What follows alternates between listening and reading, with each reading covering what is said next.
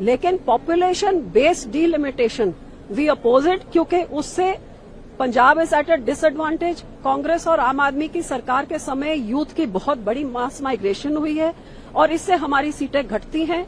लेकिन जो 50% increase across states ये सरकार लिख के बिल में ले आती है, वी हैव नो ऑब्जेक्शंस, क्योंकि इससे पंजाब की सीटें इंक्रीज होती हैं और इंक्रीज होकर जो 6-7 महिला संसद में पहुंचेगी तो इसको अकाली दल क्यों अपोज करेगा?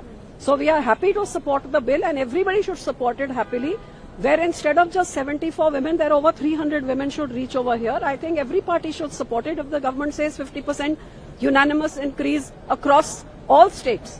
And जिससे किसी स्टेट का घाटा नहीं होता, तो ये जरूर सबको सपोर्ट करना चाहिए। एक मुलाकात हुई थी प्राइम मिनिस्टर मोदी के साथ सुखबीर बादल जी के, उसके बाद ये जो बड़ा एक आप लोगों ने सामने फैसला लाया, तो ये क्या उस मुलाकात से माना जाए? आप मेरी ट्वीट मेरी स्पीच निकाल लें अप्रैल वाली, आप सुखबीर बादल का ट्वीट निकाल लें जो उन्होंने अब एक किया है।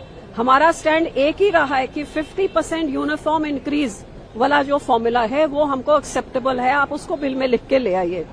जो पॉपुलेशन बेस्ड फॉर्मूला था वो ना हमें कल मंजूर था ना हमें आज मंजूर है। So our stand is very clear and when home minister in his reply said that he was willing to put it in the bill, वो कहते थे 1 घंटे का टाइम दे, मैं बिल में डाल देता हूं।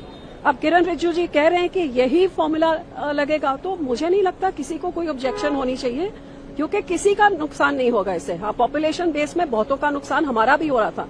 अब हमारी सीटें जब इंक्रीज होकर 6-7 महिला संसद में पहुंचेंगी तो अकाली दल क्यों अपोज करे? जो अपोज कर रहे हैं वो एंटी वुमेन है। मैम, जो मुलाकात हुई उसके बाद ये कहा जा रहा है अलायंस की बात लगातार खबरों में आ रही है कि ऐसा हो देखिए ये ना कोई चांसेस हैं? मैं इसके बारे में कोई कमेंट नहीं कर सकती, क्योंकि मैं उस मीटिंग का हिस्सा नहीं थी। जो 2 लोगों के बीच में मीटिंग हुई है इसका जवाब वही दे